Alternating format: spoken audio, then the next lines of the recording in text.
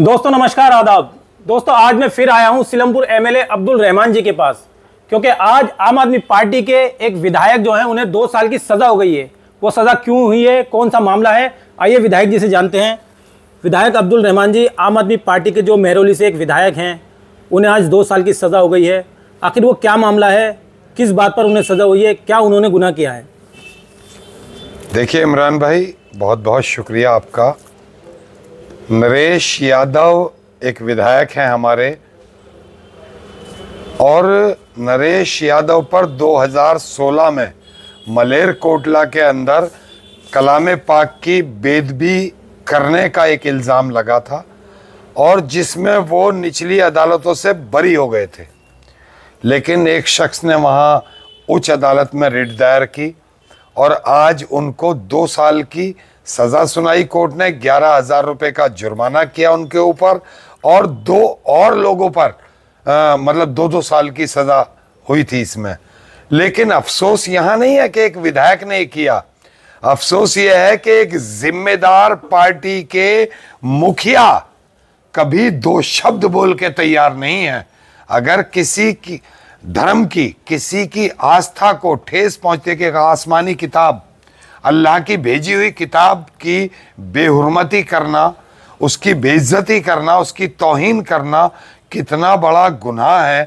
और ये सीधे सीधे किसी की आस्था को ठेस पहुंचाना है, किसी के धर्म पर हमला करना है एक तरह से। और मुझे तो यही समझ नहीं आता कि हमारी पार्टी के जो मुखिया हैं, माननीय अरविंद केजरीवाल जी, वो चाहते क्या हैं?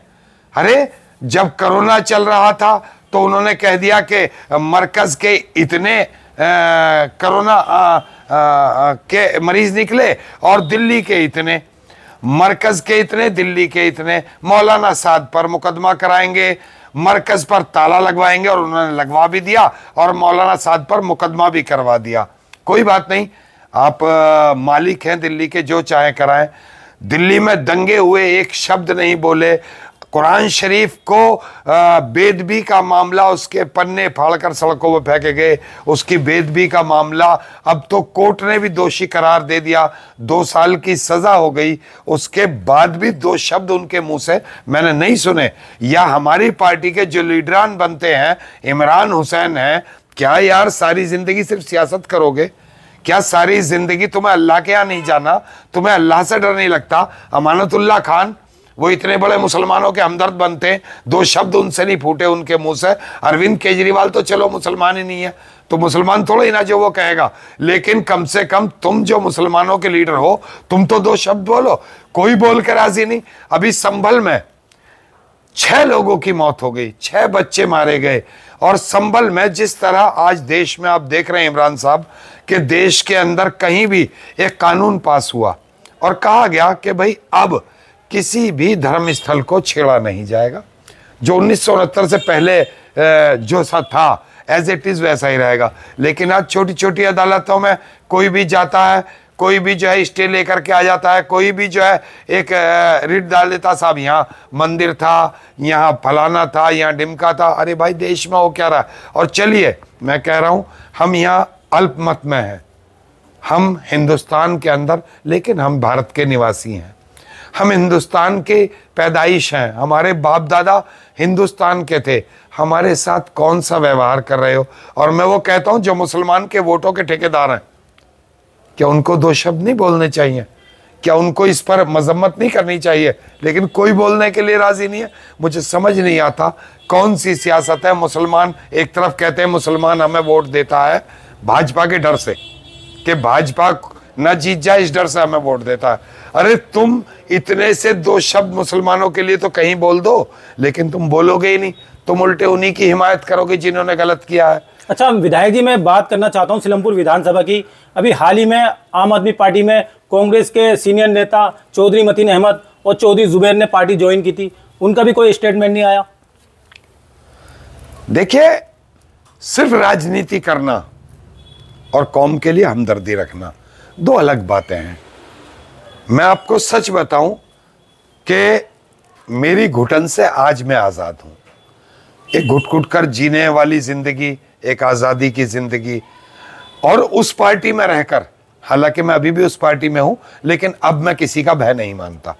एक भय दिल में रहता था यार, क्योंकि मैंने जब, आपने देखा होगा कि महरौली के अंदर एक मज़ार पर बिल्डोजर पहुंच गया था जी। तब भी मैंने अरविंद केजरीवाल जी से कहा था कि साहब 2 शब्द कुछ बोल दीजिए। उन्होंने कहा अब भी चुप रहिए।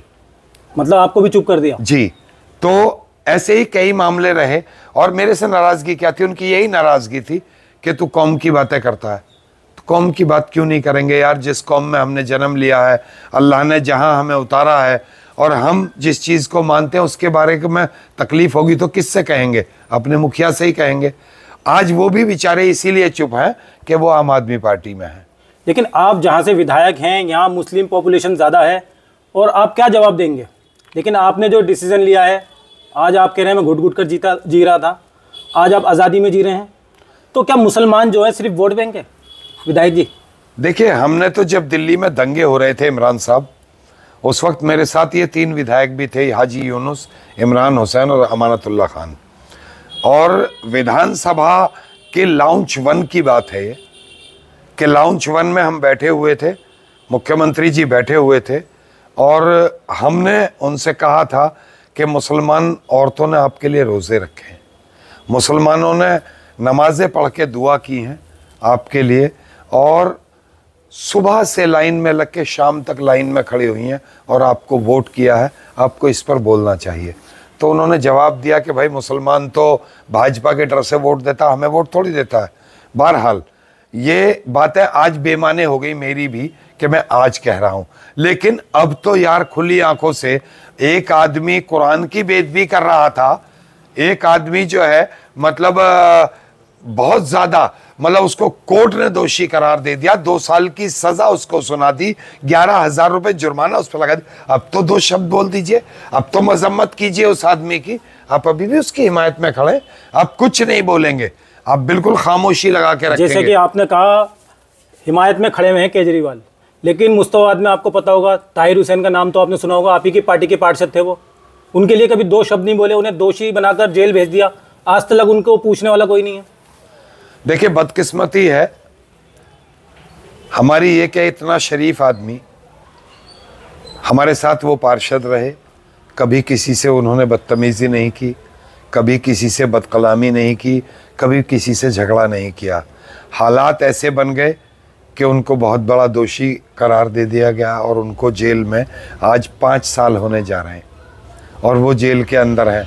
अल्लाह के यहाँ इंसाफ होता है और मुझे अपने देश की अदालतों पे भी भरोसा, और मुझे उम्मीद है अल्लाह की ज़ात से कि एक दिन वो बिल्कुल पाक साफ बरी होकर के बाहर आएंगे।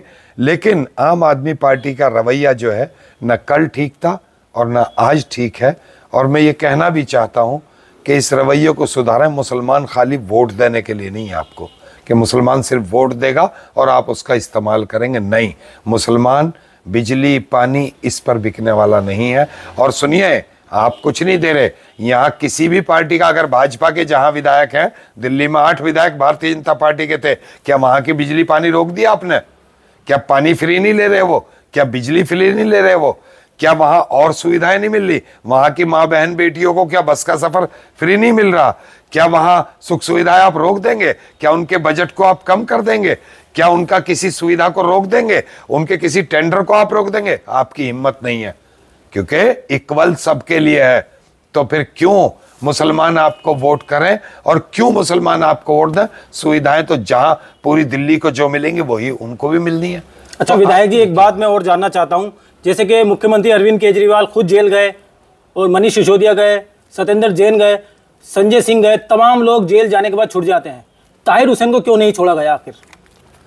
देखिए, ताहिर हुसैन एक बेचारा छोटा सा इंसान है और इनके साथ तो कहीं ना कहीं कुछ ना कुछ अंदर खाने सौदा हुआ ही होगा। आपने देखा होगा कि अभी हरियाणा के रिजल्ट आपके सामने रहे, तो किसी ना किसी मांडवाली का नतीजा तो हुआ ही है वो हरियाणा के रिजल्ट, वरना तो हरियाणा में ये हाल नहीं होना था जो हुआ है। तो क्या हुआ अंदर जेल के अंदर? मैंने कहा कि अरविंद जी जब से जेल से आए हैं बहुत घबराए हुए हैं, बहुत ज़्यादा डर में जी रहे हैं, और आज हालत देख लीजिए, आज हमारे ग्राफ कहाँ ला के छोड़ दिया इन्होंने कि जहाँ जा रहे हैं वहाँ जो है कहीं कोई कुछ बोल रहा है। नजफगढ़ के हालात देख लीजिए, मुख्यमंत्री जी को गाड़ी से नहीं निकलने दिया लोगों ने, किस किस तरह की बदकलामियां वहां की हैं कि मतलब शर्म से डूब जाना चाहिए यार। सच्चाई तो यह है, कितनी बदतमीजी लोग कर रहे हैं। कल किसी ने स्याही फेंक दी, कल कहीं और जाएंगे कोई कुछ और फेंक देगा, परसों कोई कुछ और रसीद कर देगा। तो सर ऐसी सियासत का क्या फायदा?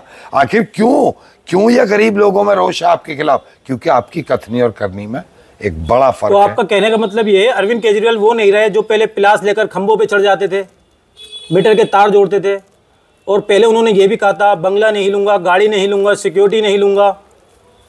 देखिए इमरान साहब, अरविंद केजरीवाल जी जब तक सत्ता का मजा नहीं चखा था तब तक बहुत अच्छे थे। अरविंद केजरीवाल जी तभी तक कहते थे कि हम गाड़ी नहीं लेंगे, हम बंगला नहीं लेंगे, हम घर नहीं लेंगे, हम 2 कमरों का घर लेंगे, हम गाड़ी लेंगे नहीं लेंगे, गाड़ी पे बत्ती नहीं लगाएंगे, सिक्योरिटी नहीं लेंगे, हम खुला घूमेंगे। लेकिन ये सत्ता ऐसी चीज़ है, अच्छे का मिजाज खराब कर देती है। पहले तो आपने देखा होगा कि अरविंद केजरीवाल जब, चलिए मैं 49 दिन की तो बात ही ख़त्म कर देता हूँ, लेकिन जब 2015 में सरकार बनी तो अरविंद केजरीवाल जी जनता दरबार लगाया करते थे। जनता दरबार में लोग अपनी शिकायतें लेके जाया करते थे और उनके काम होते थे। लेकिन फिर उनको लगा कि ये तो दोबारा से एक बहुत बड़े बहुमत से हमारी सरकार बन गई, और अरविंद केजरीवाल को कहीं ये भी लगा कि सिर्फ मेरी वजह से ये वोट पड़ रहा है और मेरे नाम पे पड़ रहा है। अरविंद केजरीवाल जी, आपको लगता है कि आप फरिश्ते हैं, लेकिन आप फरिश्ते नहीं हैं, आप भी एक हार्ड मास के इंसान हैं। आपको ऐसा जो लगता है कि कोई मुसलमान हो या दलित हो सब मेरे ऊपर वोट डालेंगे, तो ये भूल जाइए आप।